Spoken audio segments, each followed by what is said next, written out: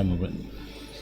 Muy buenos días, seguidores del periódico El Titular. Un gusto saludarlos desde la ciudad de Santa Cruz de la Sierra para Bolivia y el mundo, hasta donde llegue el maravilloso poder de las redes sociales.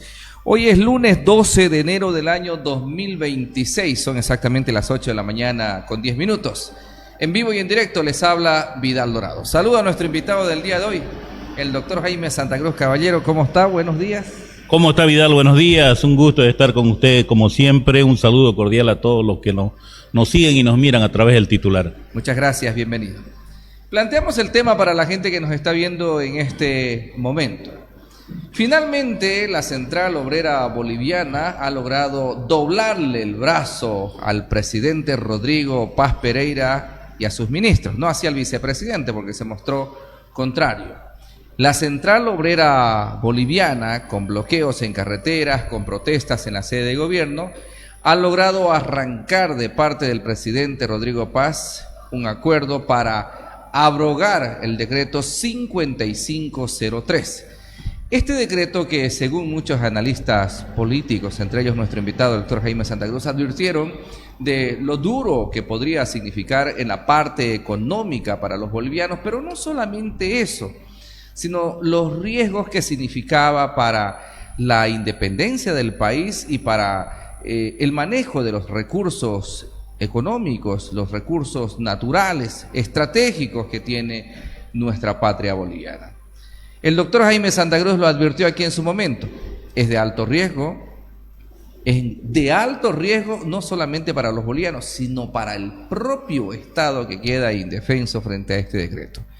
¿Qué significa hoy que el presidente da marcha atrás y la Central Obrera Boliviana le doble el brazo en esta medida legal?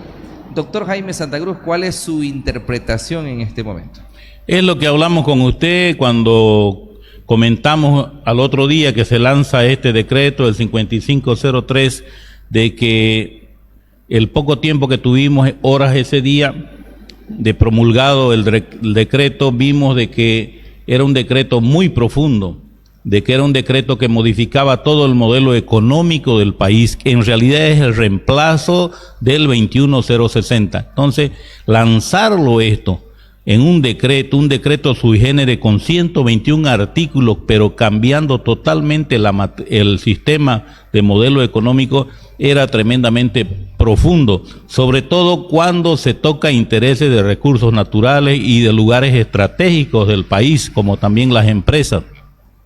Y eso ha hecho de que la gente empiece a informarse, la gente empiece a ver ya después del azote que ha recibido la población referente al levantamiento de la subvención de los combustibles, de que las otras medidas también iban a ser de mucho impacto cuando el país todavía no se ha reactivado económicamente. Y es por eso que ha ido socializándose internamente el decreto a través de entidades corporativas, a través de rubros, a través de sindicatos, a través de asociaciones, y a través también de las redes sociales, que son muy importantes ustedes, donde la gente se da cuenta de que era atentatorio para eso. Y lógicamente muchos de los artículos de este decreto especialmente tienen aristas y sobre todo tocan puntos inconstitucionales que eso era muy delicado, incluso para el mismo gobierno, que podía ser sujeto a futuro seguramente de un juicio de responsabilidades. Perfecto. Doctor Jaime Santa Cruz, ¿qué significa para el presidente Rodrigo Paz retroceder? Significa mucho, yo creo, porque el presidente, primero, de que afianzó a sus ministros, que son pocos negociadores, afianza a sus ministros de manera muy, muy sólida. Incluso había una cierta soberbia de decir, nosotros tenemos este decreto, conversamos con todos, dialogamos con todos, pero no vamos a mover ninguna coma. Eso eran los primeros días. Después ya consideran y se dan dando cuenta de que diferentes rubros, tengo entendido que más de 160 instituciones lo han visitado a sus ministros y al presidente, y se da cuenta de que en realidad la gente tenía su razón, porque nadie tiene la verdad absoluta, y eso fue lo que pasó. Significa mucho porque Yo tengo entendido que estas medidas también para que exista un préstamo internacional de organismos internacionales, estas medidas han sido sugeridas por organismos internacionales y lógicamente ciertas condiciones para que se pueda prestar el dinero que se le iba a prestar al gobierno boliviano. Perfecto. Ahora, tampoco es que se hace borrón y cuenta nueva, ¿no? Hay ciertas medidas del decreto que se van a mantener. Por ejemplo, la subvención a los combustibles se mantiene eliminada. Me decía usted el tema de los salarios también, que se mantiene el incremento salarial. No es que se borra todo. Bueno, en realidad lo que se ha hecho, pero eso es en palabras, lo que se ha hecho es la abrogación del decreto. La abrogación del decreto para la población es la anulación absolutamente de todo el decreto. Y si un decreto, dentro de ese decreto un párrafo se mantiene, ya no es una abrogación, es una derogación. Entonces aquí se ha comprometido conservar ciertas cosas, pero plasmarlo en otro decreto. Lo que se está queriendo hacer ahora es, a través de otros decretos, ir incorporando esas propuestas que el gobierno ha hecho a través del 5503, y tengo entendido de que esta lección se aprendió y de que ya van a pasar a través de donde tenía que pasar, que es el órgano legislativo. Entonces eso es lo correcto, que se debata en el órgano legislativo y que sea a través de una ley. Y yo espero que no solamente esto, la ley de hidrocarburos y otras leyes tengan que tratarse, la ley de minería tengan que tratarse a través del Senado y de diputados. Vamos a la lectura política que le encanta, doctor Jaime Santa Cruz. ¿Cómo entendemos esto? ¿Estaba equivocado el gobierno? ¿Estaban equivocados sus ministros? ¿No se consultó a la población? Finalmente, sectores sociales, indígenas, trabajadores, prevalecieron por encima del mandato presidencial. Sí, no se consultó, se lo tomó con mucha soberbia, se lo aplica en un decreto con muchos artículos, y se cambia, como le decía yo, profundamente el sistema en un modelo económico, y se subestimó a la población. Se lanza este decreto antes de Navidad y la gente empezó a movilizarse todo el tiempo de Navidad, todo el tiempo de Año Nuevo, e incluso había una firmeza ya de tomar, digamos, ya no pedir solamente la abrogación del decreto, sino también pedir la renuncia de nuestro presidente Rodrigo Paz.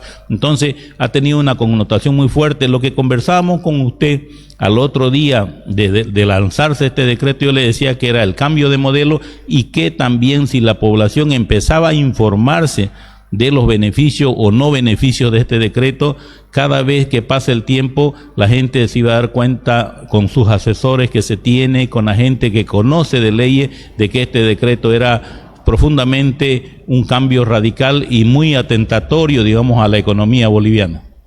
Ahora, doctor Jaime Santa Cruz, mire usted, había la posibilidad ya desde hoy lunes de pedir la renuncia. Así es. ¿Lo pensó bien Rodrigo Paz? ¿Tuvo miedo de repente? ¿Por qué un gobierno que tiene más del 50% de votación del pueblo toma una decisión de retroceder ante una medida que, según el propio presidente, defiende que era para el bien de los bolivianos? ¿Qué pasó?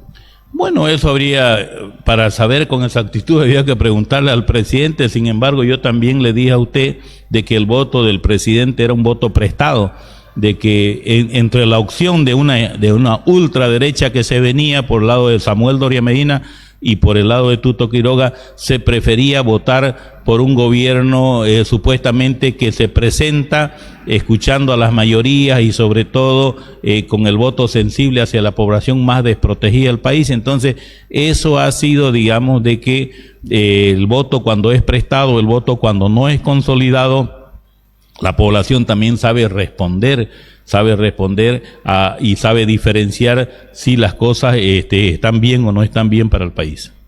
Bueno, ¿qué queda de aquí para adelante? Yo me acuerdo que la semana pasada le pregunté a usted, ¿no? Si no es con el 5503 para levantar la economía, para recuperar la situación económica de los bolivianos, ¿qué otras medidas se pueden aplicar?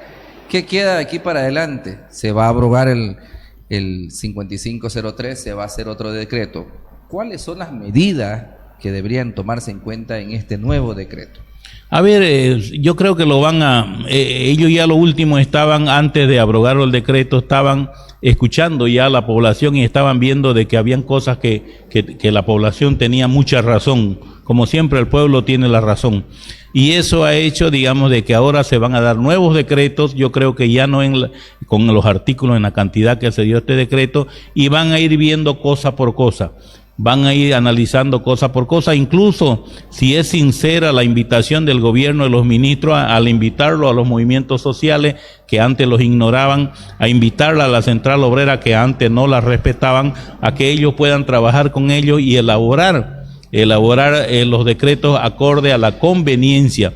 La sustentación del gobierno de nuestro presidente Rodrigo Paz está en base a que esas medidas sean aprobadas, porque los organismos internacionales muchas veces condicionan estos préstamos, y eso ha hecho de que incluso ministro, su ministro Lupo, que es la cabeza del ministerio, de los ministros, diga de que se va a cambiar la forma pero no el núcleo, es decir, la parte central, se va a cambiar de forma pero no el contenido de lo que era esta medida a través de este decreto. Entonces, eso va a ser así. Ahora hay otras iniciativas que se podrían tomar también para, antes de abrirlo, este abanico, ya en tema personal, este abanico de decreto, buscar otra forma, digamos, de tratar de capitalizar el tema del litio y otros recursos para tratar de oxigenarnos, porque ahorita lo que el país necesita es oxigenarse para mantener una economía, digamos. Esos recursos que se han ahorrado supuestamente de lo que significa un poco levantar la subvención de los combustibles, porque sé que se viene otra medida para regular un poco más caro los combustibles. Entonces hay que ver dónde se lo utilizó para ver realmente si ese ahorro ha sido fructífero en el plan económico de lo que es el país. No se habla también de lo que se propuso, de que se disminuyan los sueldos, de que haya un gobierno de austeridad. Entonces hay muchas formas, y seguramente sus analistas económicos, la gente que lo rodea a nuestro presidente, seguramente le van a hacer notar. Vi al presidente Rodrigo Paz Pereira anoche en un tono no de derrotado. De hecho, salió a recordarle que en 2 meses se estabilizó el dólar, en 2 meses volvieron los combustibles, en 2 meses hay estabilidad social en el país, y que recordó a los que habrían sido corruptos, ladrones, y que habían ocasionado todo esto que hoy le toca a su gobierno componer. ¿Cómo queda políticamente a Rodrigo Paz, o cómo lo ve usted políticamente a Rodrigo Paz en este momento? ¿Derrotado o victorioso? Bueno, yo creo que cuando se llega a acuerdos y reacciones que son de beneficio a la población al cual él debe su votación, no existen ni derrotas ni victorias. Sin embargo, sus ministros, en horas antes de la abrogación del decreto, en un tono no acostumbrado para ellos, empiezan a correr ya a buscar a los movimientos sociales en condiciones de haber perdido su territorio de negociación y ir a buscar territorios de negociación en el Alto, en lugares donde ya son reductos de los espacios de estos movimientos. Entonces ya vieron que la cosa era seria. El presidente tiene que mostrar ese tipo de figuras. Si bien se ha estabilizado el dólar, no existe una paz social en el país. Entonces, eso tiene que mostrar el presidente Energía, y esta lesión es para que vaya aprobando los decretos, consensuando con el pueblo, consensuando con la gente y participándolo al Poder Legislativo. Incluso jurídicamente para él es importante tener el respaldo del Poder Legislativo para que a través de eso se consoliden las medidas. Habría que hacer leyes profundas para este tema. Las intenciones del presidente las veo muy buenas. Las posturas incluso la veo muy buenas. Lo que sí yo veo es una flaqueza en sus ministros, digamos, que no son buenos negociadores, que son más impositores, y eso es lo que le hace falta al presidente, tener gente más de pueblo ahí, gente más que conozca y sobre todo que lecture mejor la realidad, y lo digo con el mayor de los respetos y de manera muy personal. Ahora le pregunto del vicepresidente. También porque el vicepresidente jugó un papel muy determinante en esto, ¿no? Fue la oposición. Primero, ¿Cómo queda la Central Obrera Boliviana? Aquella Central Obrera que estaba desgastada, que no era reconocida ya legítimamente hablando, porque es una Central Obrera que durante los 20 años del gobierno del Movimiento al Socialismo fue prácticamente aliada del gobierno, aliada de Lucho, aliada de Yanine Áñez, aliada de Evo Morales durante estos últimos 20 años. Y hoy el presidente Rodrigo Paz confronta a la Central Obrera, mete preso a su dirigente Juan Carlos Huarachi, está preso ahora en Chonchocoro, pero se sienta a negociar con la Central Obrera Boliviana, finalmente bajo presión.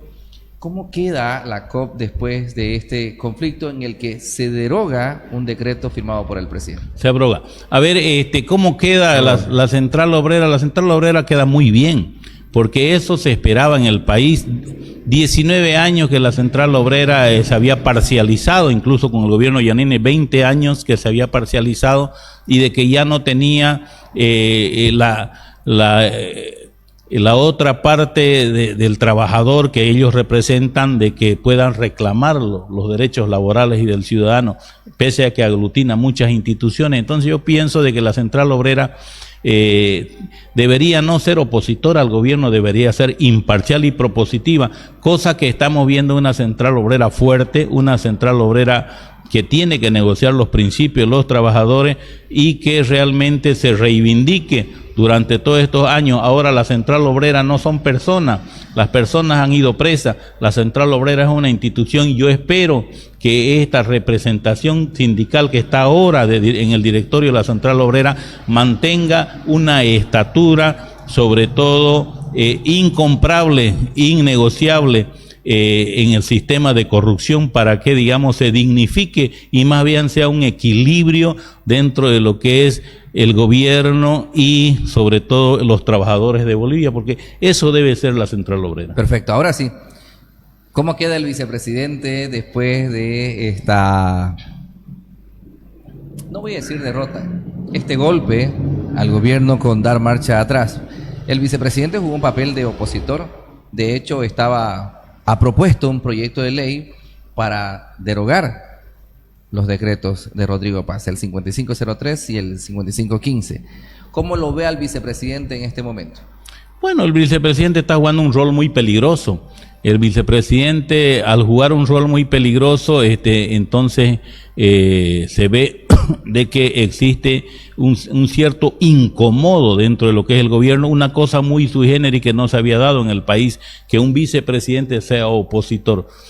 Las razones deben ser múltiples, pero la Biblia dice muy claramente: a mí no me gustan los tibios, yo los vomito, dice la Biblia, o sos frío o sos caliente. Entonces la postura del vicepresidente debe ser una postura seria, que es lo que estamos esperando todos, por el bien de todos. Entonces, el vicepresidente está tratando de consolidar una oposición interna de manera muy especial, donde más bien debería tratar de ser propositivo internamente dentro del gobierno y tratar de construir, si él quiere tener un liderazgo, tratar de construir su liderazgo en base a trabajo y en base a ejecución, que es lo que se está pidiendo. No digo que no tenga la razón, no digo de que esté equivocado, lo que yo digo es que él no está en el rol realmente de un vicepresidente.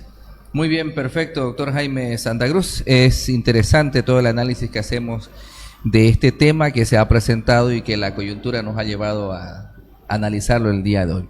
Volvemos a nuestra realidad, Santa Cruz, ¿le parece? Veamos cómo está el panorama entre los candidatos. Han habido, ya no hablemos de la variedad, de la gran abanico de candidatos que han aparecido. Hablemos de esos que ya tienen el perfil, que van siendo la atracción, la sensación, por propuestas, por ideología, por carisma de repente. ¿Cómo ve a los candidatos en ese perfil en este momento? Bueno, son muchos los candidatos, algunos conocidos, otros no conocidos, algunos con manejo institucional, otros sin manejo institucional, algunos que han tenido un rol muy alejado de la parte pública y otros de que han sido todo el tiempo opositores. Lo que yo me gustaría ver, y a través de ustedes, los medios de comunicación, propuestas serias, no enunciados. y he escuchado a dos candidatos que enuncian de todo y no profundizan porque no lo conocen el tema. Me gustaría ver propuestas serias de los candidatos y de que exista un invitado de usted, lo escuché el otro día acá en su medio, y que decía de que debería censurarse a las autoridades que sean elegidas y no cumplan, digamos, con lo que han prometido. Incluso habló de una ley, un doctor que vino aquí a su set. Entonces yo pienso de que cada vez debería darse más seriedad, como existe en otros países, donde los candidatos es una costumbre, y las costumbres se vuelven leyes cuando un candidato promete algo y no lo cumple. Entonces, ahí me gustaría ver el rol, qué proponen, cómo lo harían, qué es lo que harían y bajo qué sustento lo propondrían, porque están ofertando cosas que a veces no son de competencia solamente regional, sino nacional, y a veces están tocando temas de recursos naturales en sus propuestas que no tiene sentido ni está normado en las leyes bolivianas. Puntualmente el caso Branco Marinkovic, que se fue a La Paz como senador, pidió el voto de la gente, hoy nuevamente vuelve para ser candidato a gobernador, pero no renuncia a su senaturía. ¿Cómo ve este comportamiento de Branco Marinkovic? Bueno, yo tengo una particularidad en ese sentido, digamos, ¿no? Porque una autoridad tiene que tener principios éticos serios y fundamentales. Una persona que tiene que ser candidato tiene que renunciar al curul que está ocupando por principio, digamos, y respeto, digamos, al cargo que va a ocupar o la seguridad que tenga para ir a ganarlo. Y en segundo lugar, una persona que ha sido elegida, que ha pedido el voto a la población para que voten por él, para hacer una gestión como senador del Estado Plurinacional, y después abandone todas sus propuestas, abandone todos sus compromisos y se lance a otra candidatura, no lo considero serio ni lo considero ético. Muy bien. Luis Fernando Camacho, ¿usted cree que gana en primera vuelta? ¿Habrá una segunda vuelta? ¿Cuál es su percepción de eso? A ver, Luis Fernando Camacho es una persona que ha estado muy poco tiempo por las equivocaciones que ha tenido, y benévolamente no le han dado una sentencia, porque existen muchos indicios, incluso de voz propia del señor Luis Fernando Camacho. Entonces, y su gestión en el poco tiempo que estuvo se vio muy estigmatizada y sobre todo muy censurada por el suplente que tuvo, porque lo reemplazó a Luis Fernando Camacho, pero no se ve nada. No se ve nada. La gobernación de Santa Cruz, aparte de gastarse los recursos en sus amigos, en sus comparsas, en los sueldos de los trabajadores, no genera absolutamente nada. Si usted mira hacia atrás, dígame qué hospital de tercer nivel se ha hecho en Santa Cruz, en qué se ha avanzado en el sistema de salud, qué se ha hecho con los recursos de la gobernación, qué puente, qué carretera, en todos los rubros. Entonces solo se dedican o se han dedicado a gastar la plata que viene presupuestada para la gobernación y colocar 2 o 3 pinturitas por acá, por allá. Entonces no existen autoridades que tengan la iniciativa de buscar contraparte y de hacer crecer, y sobre todo de hacer obras de magnitud que queden para el departamento de Santa Cruz. Muy bien, perfecto. En los perfiles a la alcaldía de Santa Cruz, ¿cómo ha visto usted a los candidatos? Bueno, hay muchos, ¿no? Hay mucho que escoger, hasta con distintas inclinaciones, digamos, ideológicas u otro tipo de costumbres, y vemos mucha participación, mucha inquietud para eso, tanto hombres como mujeres. Es interesante por el tema democrático, y aquí otra vez vuelvo con usted a decirle de que a mí me gustaría ver sus propuestas, y segundo, votar por gente que ya tiene manejo, que sabemos que puede manejar el municipio a la altura necesaria para que nosotros podamos votar por él o por ella y tener autoridades serias, ¿no? Pero existen muchos disques, muchos conque y mucho ataque cochino que se empezó a cultivar desde la época de la campaña de Tuto, de Samuel Doria Medina, y eso no le hace nada bien a Santa Cruz. Yo espero de que la altura de los candidatos sea necesaria, existen gente interesante, gente con buenas propuestas, de que podría, digamos, cambiarse. Habría que hacer una reestructuración del crecimiento territorial de la ciudad, porque cada vez se está expandiendo de manera planas con mala planificación los sistemas de drenaje de esta ciudad, el sistema de alcantarillado, el sistema de enlosetamiento, el sistema de distribución de mercado, el sistema de distribución del sistema de salud. Entonces ya está desordenado. Había que tratar de concentrarlo, este sistema que nace con una ley Techín hace muchos años atrás y que no funcionó, este proyecto de expansión demográfica municipal, y habría que tratar de hacer una ciudad futuro que donde se concentren más la gente para que se pueda atender mejor con los servicios básicos que se tienen.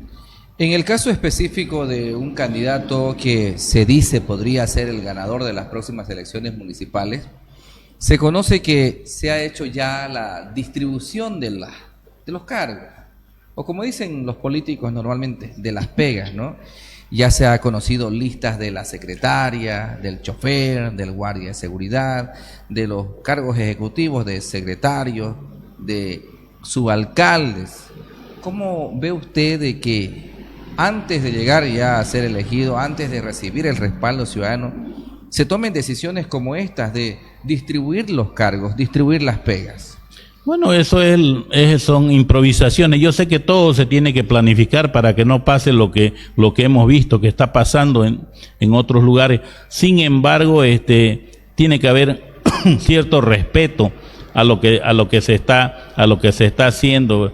Entonces, primero hay que adquirir el cargo y posteriormente planificarlo. Si bien internamente se puede hacer eso, entonces este tipo de sintomatología se presta a que si se distribuyen los cargos, entonces después se van a hablar del tipo de aporte que se pueda tener. No creo que sea una buena costumbre, ¿no? ¿Hace mal hace mal a la población porque se ve que vos te estás distribuyendo cosas que no son? Fíjate en el gobierno cuando Luis Fernando Camacho estaba en el apogeo de su crecimiento, de aceptación popular regional en Santa Cruz como en otros departamentos, y Pumari estaba en Potosí. Una de las cosas que desdibujó el crecimiento de ambos fue cuando se ventila en CNN de que Pumari le había pedido cargos de aduanas, de ministerio, cuando ellos ni siquiera eran candidatos a nada. Entonces esas cosas no son buenas para la democracia. Perfecto, muy bien. Finalmente será el ciudadano. Así es. Hay tiempo todavía hasta el 22 de marzo para tomar una decisión, pensarlo bien, pero es bueno ir aclarando el panorama y que la gente pueda también tener su propio criterio al respecto. Gracias, doctor, por visitarnos, que tenga una excelente semana. Siempre es un gusto conversar con usted en el inicio de la semana hoy lunes. Muchas gracias, Vidal, a usted por invitarme, a su equipo que está acá presente y a toda la gente que nos mira. Yo creo que acá se generan opiniones con el mayor de los respetos. Importante porque considero que somos varios los que venimos, y usted, ciudadano, ciudadana, es la persona que escucha, digiere en buen sentido estas opiniones, y usted es el que decide. Lo que se trata es de generar corrientes de opiniones que sean de beneficio para el ciudadano, para la ciudadana. Una bendición para todos ustedes. Muchas gracias por invitarme. Gracias, doctor. Mire usted, en resumen, el doctor Jaime Santa Cruz ha dicho hoy día que habían riesgos de que los sectores sociales a la cabeza de la Central Obrera Boliviana pidan la renuncia del primer mandatario durante estos días, ya a partir de hoy lunes. Eso ha hecho que el presidente dé marcha atrás y elimine este decreto. Se va a aprobar un nuevo decreto dentro de 48 horas, según el plazo que se han puesto la Central Obrera Boliviana y los propios ministros de Estado. Pero además, el aprendizaje, como dice el doctor Jaime Santa Cruz, es que ahora el presidente debe consensuar con estos sectores. La COP queda bien plantada, la COP queda fortalecida.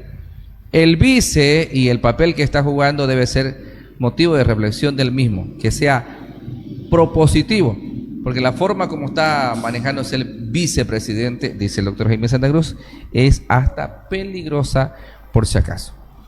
Gracias por acompañarme. Si usted vio esta entrevista o si la ve como grabación, comparta, comente, etiquete a sus contactos. Aquí en El Titular no cerramos la puerta a nadie, no silenciamos voces, no dimensionamos la realidad de los hechos. Soy Vidal Dorado. Muchas gracias. Permiso.